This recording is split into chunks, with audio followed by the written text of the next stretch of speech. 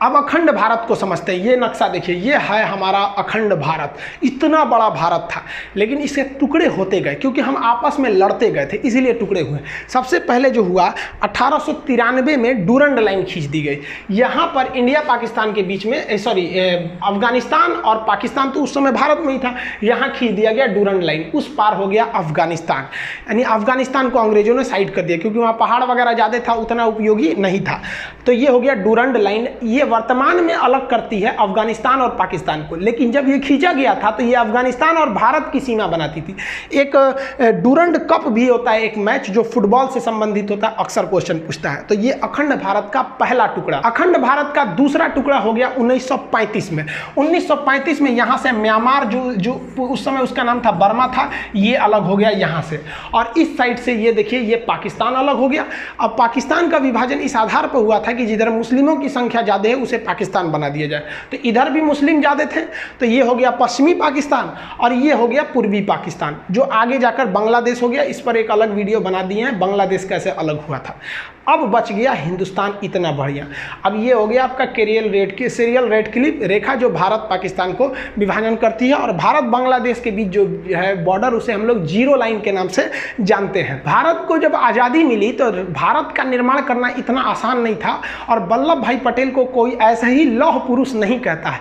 ये भारत का नक्शा देखिए, यहाँ जो आप रेड कलर वाला एरिया देख रहे हैं, केवल वहीं पर अंग्रेज शासन करते थे, जबकि पीले वाले एरिया में भारतीय राजाओं का शासन था, जो अंग्रेजों के चमचे बने हुए घूम रहे थे।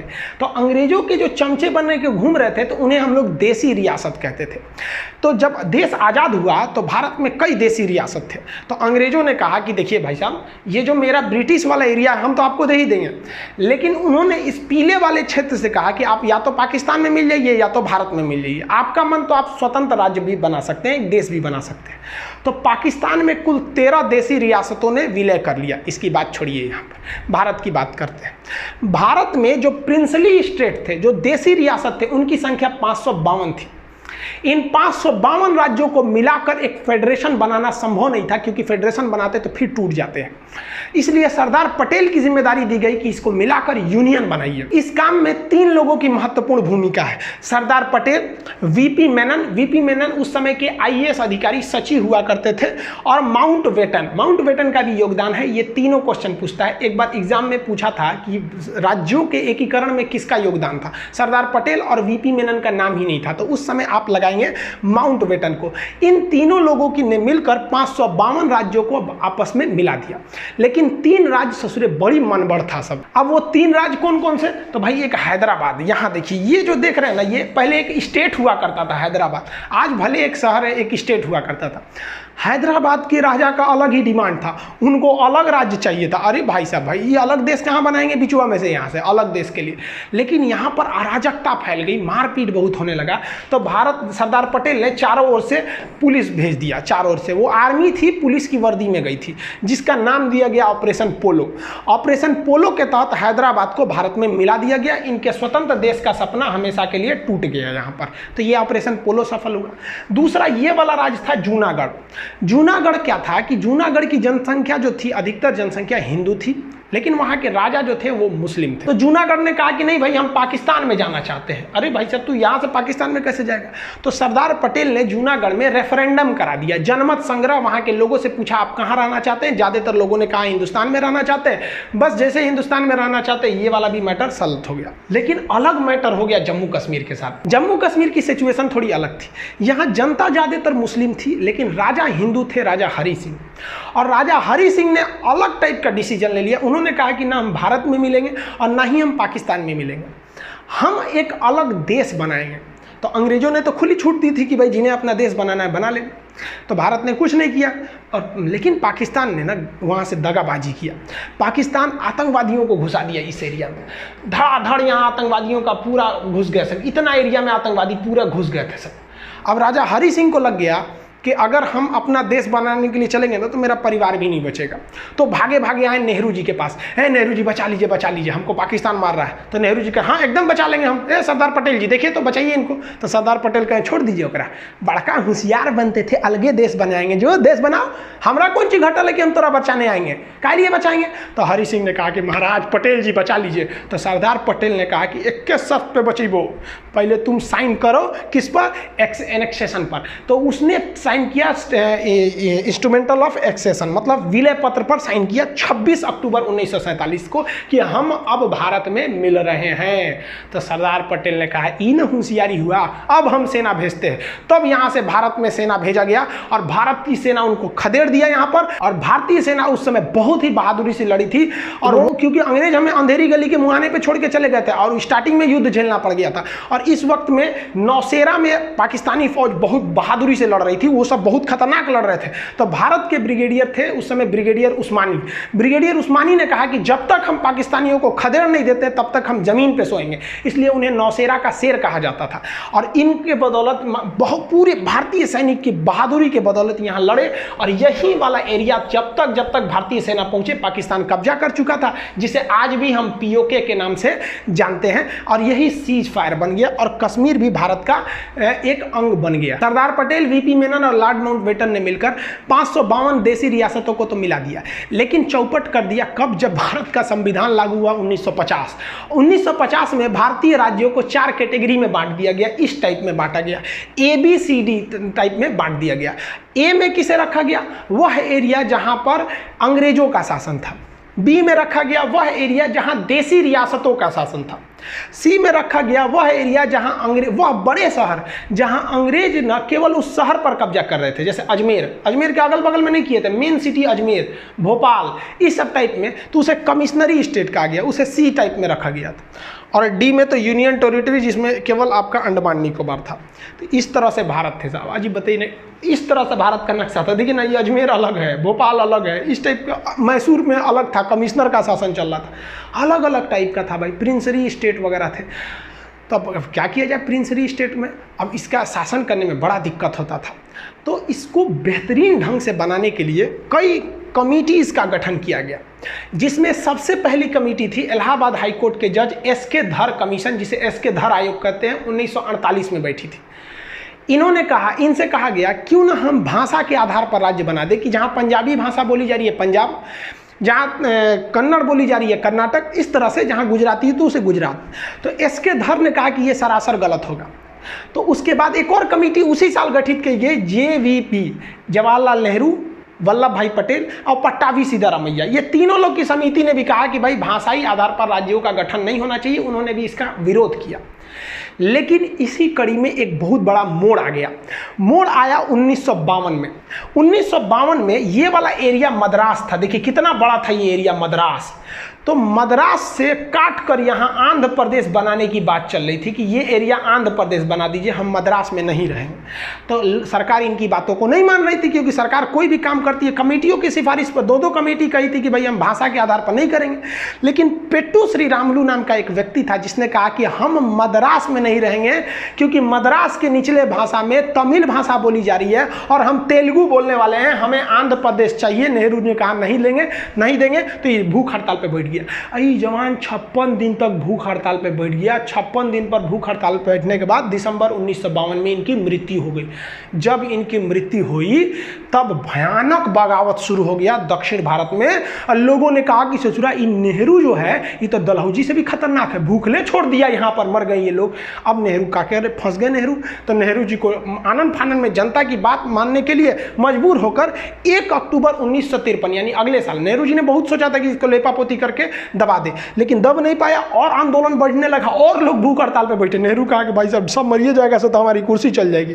तो 1 अक्टूबर 1953 को मजबूर होकर सरकार ने भाषा के आधार पर मद्रास को तोड़ दिया और कहा कि जो नीचे बोले जाएंगे तमिल वाले उनका हो जाएगा तमिलनाडु, जो मद्रास के ऊपर में तेलुगु बोलते हैं उनके लिए हो जाएगा आंध्र प्रदेश। उस समय आंध्र प्रदेश की राजधानी कुल्लूर बनाई गई थी। तो क्वेश्चन 2 पूछता है यहाँ पर, भाषाई आधार पर गठित होने वाला पहला आयोग कौन था? तो एसके धर आयोग 1948। हालांकि ये दोनों आयोग ने 1949 में रिपोर्ट दिया था। और भाषाई आधार पर गठित होने वाला पहला राज्य कौन सा था? तो पहला राज्य हो जाएगा आंध्र प्रदेश। जैसे ये राज्य बना, देहात में कहा जाता है छुए के छुअनी लग गई, मतलब किसी चीज़ को टच कर दे तो आदमी परख जाता है। बाकी राज्यों ने देखा कि अरे भाई साहब, हम भी राज्य भाषा के आधार पर राज्य बनेंगे। तो गुजरात वाला कह रहा है कि भाई साहब ये बम्बई यहाँ से यहाँ तक है, ये हमारा अलग रहेगा, गुजरातियों के लिए गुजरात, मराठियों के लिए महाराष्ट्र। ले भाई साहब बवाल चालू, सबके लिए, सबको अलग अलग भाषा के लिए। सरकार पगला गई कि एगो को मनाने के चक्कर में गए ना, पूरे भारत में बवाल हो गया। इसलिए सरकार ने सोचा कि हम सुप्रीम कोर्ट से सलाह लेते हैं। तो सुप्रीम कोर्ट के जज थे खान बहादुर सर सईद फजल अली, जिन्हें हम लोग शॉर्टकट में फजल अली कहते हैं। तो सुप्रीम कोर्ट के जज फजल अली के नेतृत्व में एक आयोग का गठन किया गया और उन्हें कहा गया कि आप डिसीजन लीजिए कि देश का भविष्य किसमें ठीक है, भाषा के आधार पर किया जाए या क्षेत्र के आधार पर किया जाए। तो फजल अली आयोग में 3 सदस्य थे, एक फजल अली थे, 2 अन्य लोग थे। इसका गठन 1953 में हुआ था, लेकिन ये 2 साल बाद रिपोर्ट दिया था, 3 साल बाद 1956 में। याद रखिएगा, गठन 53, 56 पूछता है, ज़्यादातर रिपोर्ट पूछता है 1956 में। इसने कहा फजल अली आयोग ने कि भाषा के आधार पर राज्यों का गठन कर देना उचित है। गुजरात बोलने वाले गुजरातियों के लिए गुजरात दे दिए, मराठियों के लिए महाराष्ट्र दे दिए। लेकिन ऐसा कानून नहीं होना चाहिए कि जिन्हें गुजराती नहीं आती है वो गुजरात में नहीं रह सकते हैं, जिन्हें मराठी नहीं आती है वो मराठ में नहीं रह सकते हैं। वो सबके लिए रहेगा, यानी कि एक राज्य एक भाषा वाला कानून नहीं होना चाहिए। जो आज महाराष्ट्र के कई लोग ऐसे न्यूज में आ जाता है कि भाई महाराष्ट्र में रहना है तो मराठी बोलना है। हालांकि हम ग्राउंड लेवल पे नहीं जानते, जो ऐसे न्यूज आते हैं उसे हम लोग आपको बता रहे हैं। ऐसा नहीं होना चाहिए, पूरे देश में ऐसा होता भी नहीं। आप दिल्ली जाइए तो हर जगह के लोग रहेंगे। तो फजल अली आयोग ने स्टेट रीऑर्गेनाइजेशन सेटलमेंट कर दिया, राज्य पुनर्गठन कर दिया। और इन्होंने कहा कि इसी आधार पर आप राज्यों को बांटिए भाषा के आधार पर। और इस आधार पर इन्होंने जो बांटा, तो इसकी बात को कोई क्यों मानेगा? फजल अली की बात को हम क्यों मान लें? हमें आज़ादी मिली है, हमने अपने सांसद चुने हैं, संसद में पारित कराइएगा तब ना मानेंगे। तो इसको लागू कराने के लिए संविधान में संशोधन की जरूरत पड़ी। तो 7वां संशोधन 1956 में किया गया और इसी संशोधन के द्वारा फजल अली आयोग की सिफारिशों को मान लिया गया।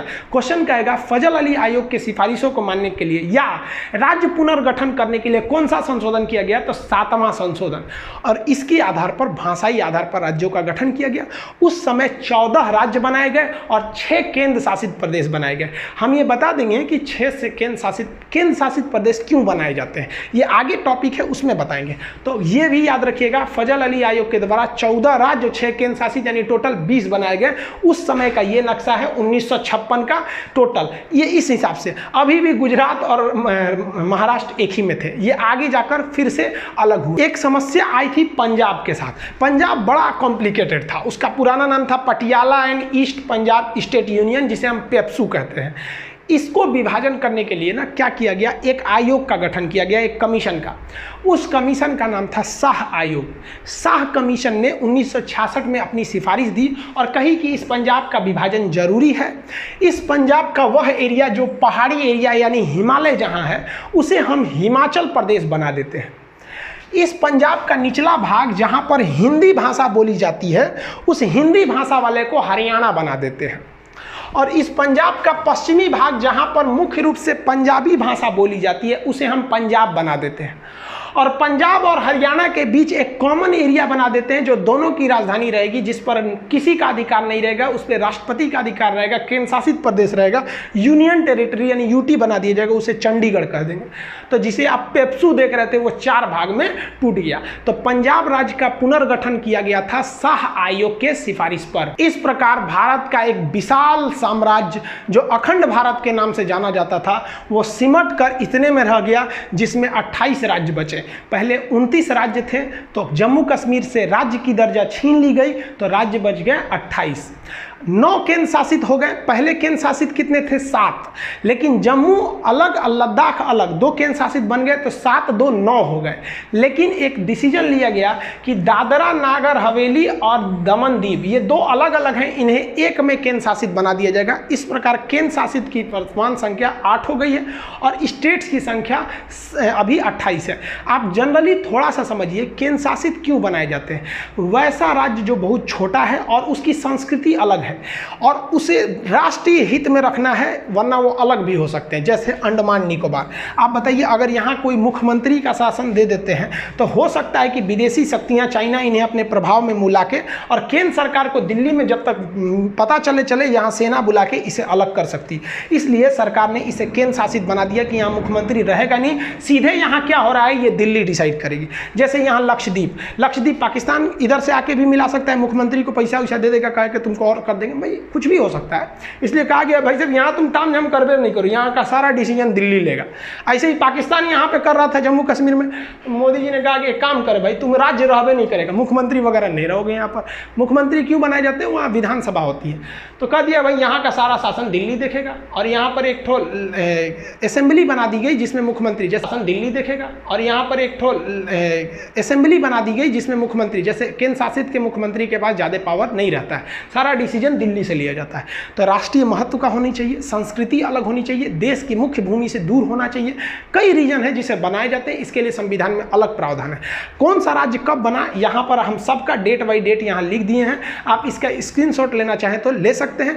इसका PDF वगैरह एप्लीकेशन में है। जब तक आप इसी पे क्लास रेगुलर देखिए। आज संविधान का आपने एक भाग को खत्म कर दिया, अभी संविधान में टोटल 22 भाग थे, एक खत्म हो गया, 21 बचा। आई होप आप ये सब चीज़ों को समझ गए होंगे। मिलेंगे नेक्स्ट वीडियो में।